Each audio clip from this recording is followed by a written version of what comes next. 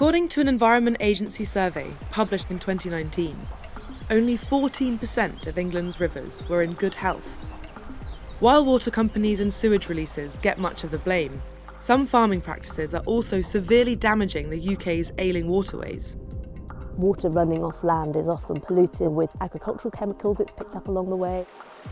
Nearly 2/3 of England's failing rivers have been impacted by agricultural pollution. So, what can be done to clean them up? And who are the farmers leading the way?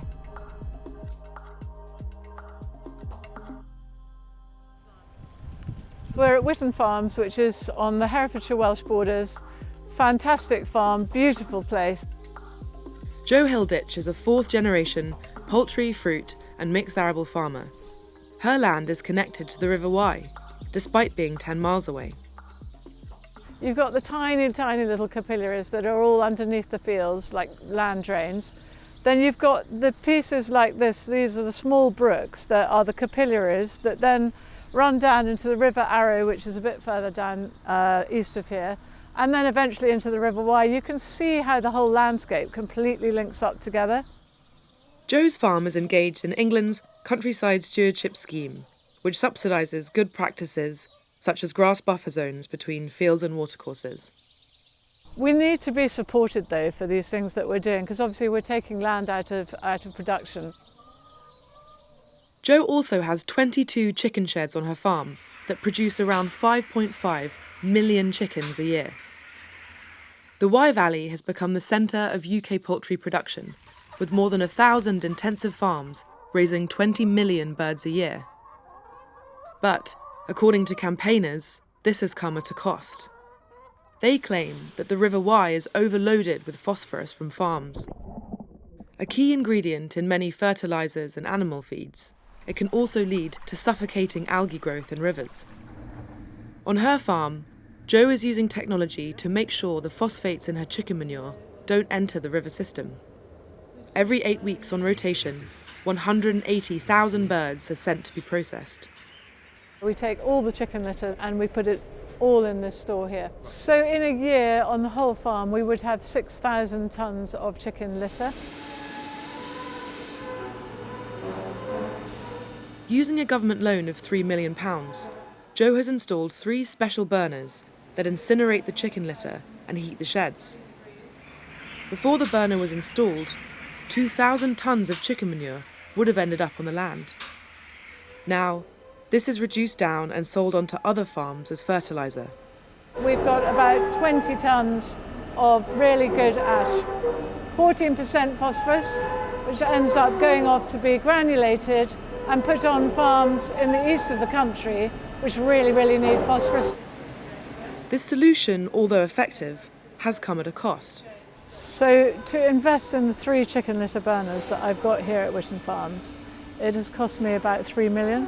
Now I've borrowed all that money, and I originally borrowed it on a 7-year loan. Unfortunately, that has turned into a 10-year loan.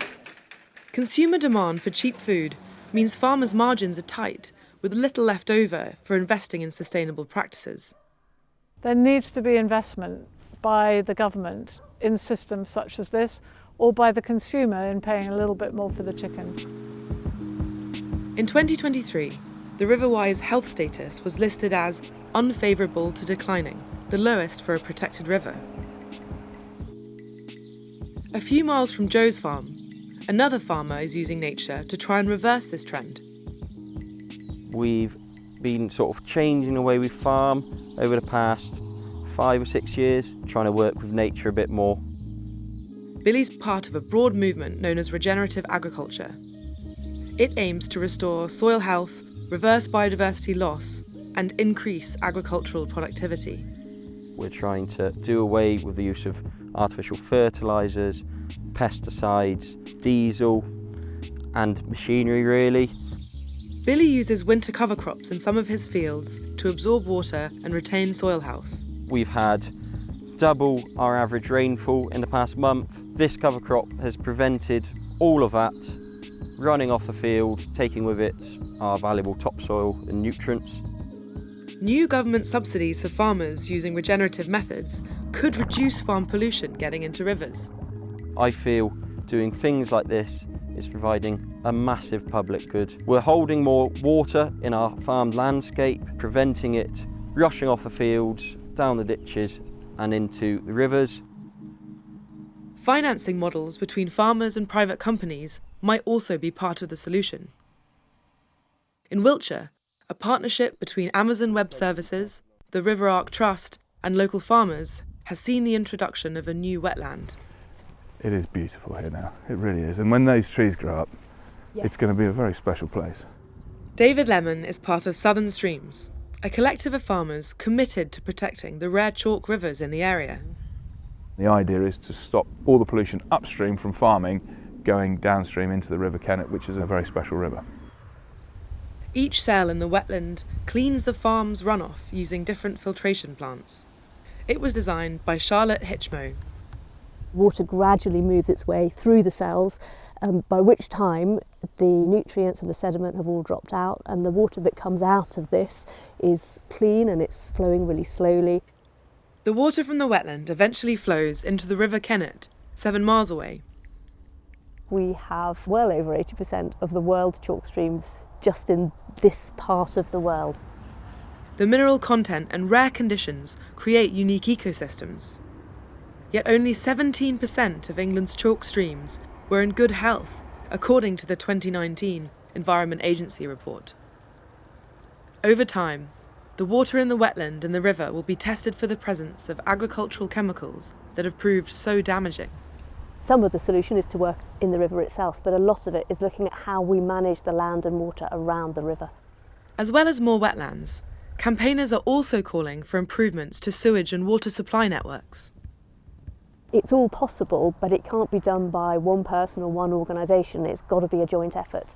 Farmers keen to play a role in protecting the UK's rivers say they need help with both expertise and financial support. We do need somebody else to come in and help, I think, and say, look, this is what you could do. Have you thought about doing this? This is how it can be done. I think we all need to look at what we can do just to make things a little better, whether it's wetlands, whether it's regenerative farming, or indeed whether it's great technologies. We are part of the solution and we shouldn't be seen as part of the problem.